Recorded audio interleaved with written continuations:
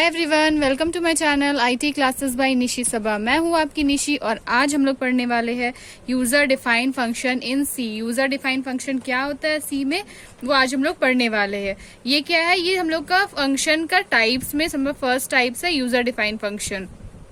तो आज इसको हम अच्छे से एक्सप्लेन करने वाले हैं। अगर आपने मेरा पिछले वीडियो फंक्शन इन सी हम नहीं देखा है तो आप वो वीडियो जरूर जाके देखें ताकि आपको समझ में आए कि फंक्शन क्या होता है, उसके कितने टाइप्स होते हैं। और उसका फर्स्ट टाइप्स होता है user defined function. So let's start. What is user defined function? Full explanation. Which function made by user are called user defined function? जो फंक्शन यूजर बनाता है उसको हम लोग यूजर डिफाइंड फंक्शन बोलते हैं।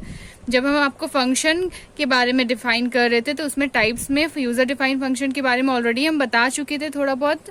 तो उसमें भी हम जस्ट आपको ये बताए थे कि जो फंक्शन होता है वो यूजर जब बनाता है तो हम लोग उसको बोलते हैं यूजर डिफाइंड फंक्शन। और we can say function defined by the programmer as per their requirement. और हम लोग ये भी बोल सकते हैं जो फंक्शन हम लोग बनाते हैं वो अगर हम लोग के प्रोग्रामर मतलब जो हम लोग प्रोग्राम करते हैं उसके रिक्वायरमेंट के हिसाब से हम जो डिफाइन किया रहता है उसको हम लोग बोलते हैं यूजर डिफाइंड फंक्शन।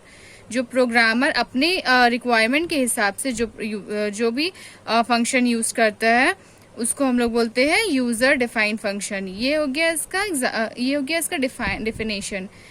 यहाँ पे एक और डिफिनेशन है। आपको जो डिफिनेशन ज्यादा पसंद आए या फिर ज्यादा अच्छा लगे कि आपको इजी लगे वो आप एग्जाम में लिख सकते हैं। दोनों का सेम ही है ऑलमोस्ट, लेकिन बस थोड़ा सा डिफरेंस है जो आप तो ये है इसका second definition. A user defined function is a type of function in C language. User defined function क्या है? ये टाइप्स ऑफ फंक्शन है C लैंग्वेज में that is defined by user himself, जो कि यूजर खुद के लिए डिफाइन करता है, मतलब खुद से बनाता है। To perform some specific tasks, कुछ स्पेसिफिक टास्क परफॉर्म करने के लिए। जैसे प्रोग्राम हम लोग बनाते हैं तो उसमें कुछ ना कुछ ऐसे फंक्शन की जरूरत पड़ती है तो यूजर खुद से डिफाइन करता है, जो कि प्री डिफाइन नहीं रहता है, वो खुद से बनाते हैं, उसको हम लोग बोलते हैं user defined function. It provide code reusability and modularity to our program. ये क्या करता है? ये हम लोग को प्रोवाइड करता है कोड रीयूजिबिलिटी, मतलब कोड को दोबारा यूज करना। रीयूजिबिलिटी मतलब होता है दोबारा यूज करना। एंड मॉड्यूलिटी ऑफ आवर प्रोग्राम, और या फिर मॉड्यूलिटी जो होता है प्रोग्राम का, इसके लिए हम लोग जो डिफाइन करते हैं इसको हम लोग बोलते हैं यूजर डिफाइंड फंक्शन। तो ये था इसका डेफिनेशन। ये दोनों डेफिनेशन ऑलमोस्ट सेम ही है, बट आपको जो डेफिनेशन इजी लगे कि आपको जल्दी वो अच्छे से समझ में आ रहा है तो आप वो एग्जाम में लिख सकते हैं। देन नेक्स्ट है सिंटैक्स।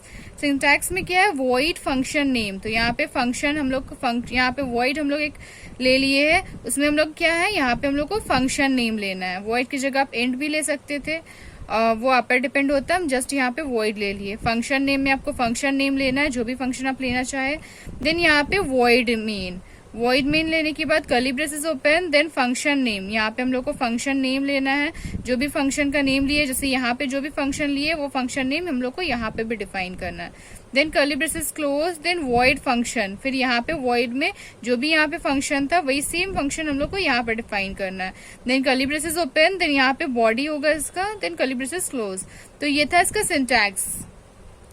देखिए यहाँ पे आपको हम बता देते हैं, ज्यादा अच्छा समझ में आएगा। देखिए जैसे यहाँ पे हम लोग वॉइड फंक्शन नेम, तो फंक्शन नेम में यहाँ पे क्या है? सम।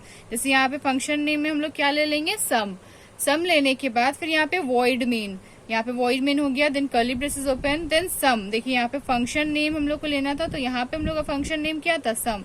इसलिए यहाँ पे भी हम लोग क्या लिए? सम। तो जैसे यहाँ पे हम लोग का फंक्शन नेम हो जाएगा सम। उसके बाद यहाँ पे गेट ch, यहाँ पे हम लोग उसको क्लोज कर दिए, then curly braces close. Then उसके बाद वॉइड सम, वहां यहाँ पे भी हम लोग क्या लिए? Function name. यहाँ पे फंक्शन लेने था तो यहाँ पे हम लोग फंक्शन नेम क्या लिए? सम। सो इसलिए यहाँ भी हम लोग वॉइड में सम लेंगे, sum. Then curly braces open, then यहाँ पे जो भी हम लोग का बॉडी पार्ट लिखना लिखेंगे, देन कर्ली ब्रेसेस क्लोज। तो ये था इसका सिंटैक्स। अब चलिए नेक्स्ट हम लोग देखते हैं the user defined function in C can be divided into 3 part. User defined function जो रहता है ये भी हम लोग का 3 पार्ट्स में डिवाइड रहता है। नंबर फर्स्ट होता है फंक्शन प्रोटोटाइप, सेकेंड होता है फंक्शन डेफिनेशन, थर्ड होता है फंक्शन कॉल। जैसे कि हर एक का टाइप्स होता है तो इस तरह इसलिए यूजर डिफाइंड फंक्शन का भी 3 पार्ट्स होता है जिसमें ये डिवाइडेड होता है, function prototype, function definition, function call. Function prototype क्या होता है? Specify function name, function parameter और रिटर्न टाइप्स। इसमें क्या करता है? ये स्पेसिफाई करता है फंक्शन नेम को या फिर फंक्शन पैरामीटर को या फिर रिटर्न टाइप को। नेक्स्ट है फंक्शन डिफिनेशन। फंक्शन डिफिनेशन क्या करता है? Contain actual statement that will be executed. इसमें हम लोग का एक्चुअल स्टेटमेंट जो रहता है जो भी हम लोग एग्जीक्यूट करते हैं। देन इसके बाद क्या है? Function call. फंक्शन कॉल क्या करता है? Transfer control we need to call it. ये क्या करता है? जो भी हम लोग को जो कंट्रोल की जरूरत रहता है उसको ये ट्रांसफर करता है और मतलब जब भी हम लोग को उसको कॉल की जरूरत रहती है कोई भी फंक्शन का।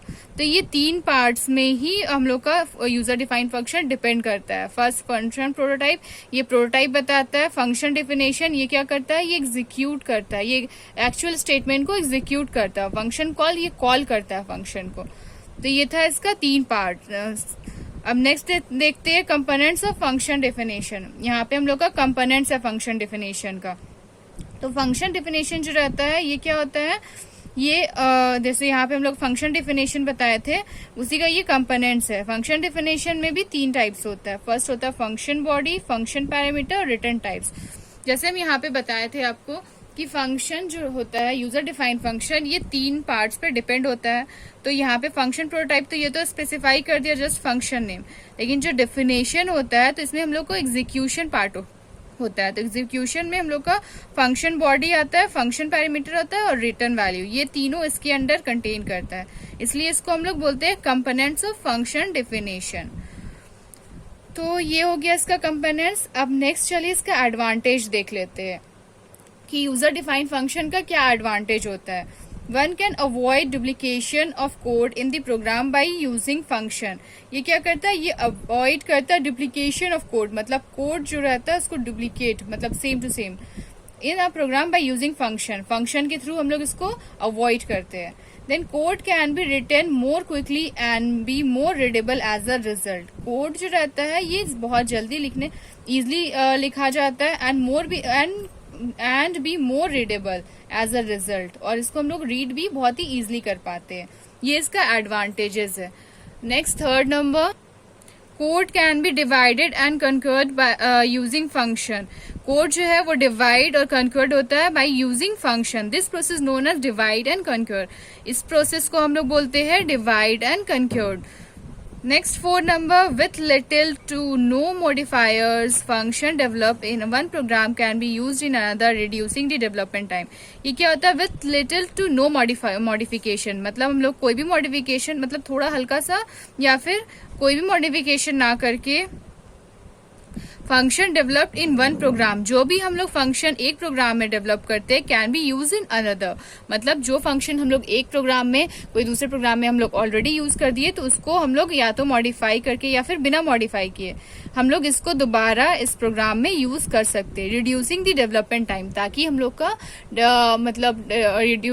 हम लोग का डेवलपमेंट टाइम जो हो वो रिड्यूस हो जाए, कम हो जाए। क्योंकि अगर हम लोग उसको बार बार दोबारा लिखेंगे तो क्या होगा कि इसका टाइम रिड्यूस होगा, टाइम इंक्रीज हो जाएगा, ज्यादा बहुत लंबा हो जाएगा। इस वजह से क्या करते हैं हम लोग उसको टाइम को बचाने के लिए हम लोग इसको दोबारा यूज कर सकते हैं। ये इसका एडवांटेज हो गया। देन उसके need for user defined function, जरूरत क्यों पड़ती है हम लोग को यूजर डिफाइंड फंक्शन का, हम लोग इसको क्यों यूज करते हैं, एक्चुअली में मेन इसका पर्पस क्या होता है ये है। It provide modularity to the program. ये क्या करता है? ये प्रोवाइड करता है मॉड्यूलिटी, हम लोग के प्रोग्राम में मॉड्यूलिटी को ये प्रोवाइड करता है। The piece of the source program can be reduce by using user defined function at a proper place. जैसे कि हम लोग का जो भी सोर्स प्रोग्राम रहता है जो वो क्या होता है? Reduce by using user defined function eight proper place. मतलब ये रिड्यूस हो जाएगा यूजर डिफाइंड फंक्शन में कोई भी एक प्रॉपर प्लेस में। तो ये इसका जरूरत है, इसका नीड्स है। Next third point, it help to decompose the large program into small segment. ये क्या करता है, ये डिकम्पोज कर देता है जो भी लार्ज प्रोग्राम रहता है उसको शॉर्ट सेगमेंट में इसको डिकम्पोज कर देता है, which make programmer easy to understand. जिससे क्या होता है कि अगर हम उसको शॉर्ट कर देंगे तो उसको प्रोग्रामर जो रहेगा, जो प्रोग्राम बना रहा है, उसको समझने में भी ईजी होगा। मेंटेन डिबगिंग एंड टेस्टिंग, ताकि उसको समझने में भी इजी हो, मेंटेन करने में इजी हो, डिबगिंग मतलब डिबग करने में, और टेस्टिंग जब उसको टेस्ट करे तो भी वो इजी पड़े। ये इसलिए हम लोग यूजर डिफाइंड फंक्शन का यूज करते हैं। ये सबसे इम्पोर्टेंट पॉइंट्स है, तो ये आप अच्छे से याद रखिएगा कि जब भी हम लोग प्रोग्राम बनाते हैं तो हम लोग यूजर डिफाइंड फंक्शन का इसलिए यूज करते हैं ताकि जो हम लोग का लार्ज प्रोग्राम हो वो स्मॉल हो जाए, ताकि जो भी हम लोग का प्रोग्रामर हो उसको इजिली समझ में आए, इजिली वो मेंटेन भी कर पाए, डिबग भी कर पाए, और जो भी टेस्टिंग वगैरह है वो इजिली हो जाए। तो ये इसका सबसे इम्पोर्टेंट पॉइंट्स था। Number 4, it is easy to code reusability. ये बहुत ही इजी है कोड रीयूजिबिलिटी के लिए, मतलब कोड को दोबारा यूज करने के लिए। मतलब हम लोग जैसे प्रोग्राम में एक कोड को दोबारा यूज करते हैं तो हम लोग इसमें हम लोग फंक्शन में यूजर डिफाइंड फंक्शन का यूज करते हैं ताकि हम लोग का जो कोड रीयूजिबिलिटी हो वो इजी हो, दोबारा हम लोग इसको इजिली यूज कर पाए यूजर डिफाइंड फंक्शन के हेल्प से। सो आई होप आपको समझ में आ गया होगा कि यूजर डिफाइंड फंक्शन क्या होता है, इसका क्या एडवांटेज होता है, क्या इसका नीड्स होता है, कितने टाइप्स होते हैं, ये सारा कुछ आपको अच्छे से समझ में आ गया होगा। तो अगर आपको ये चीज समझ में आ गया है तो आप मेरे वीडियो को लाइक जरूर करिए और मेरे चैनल को सब्सक्राइब जरूर करिए। So thank you.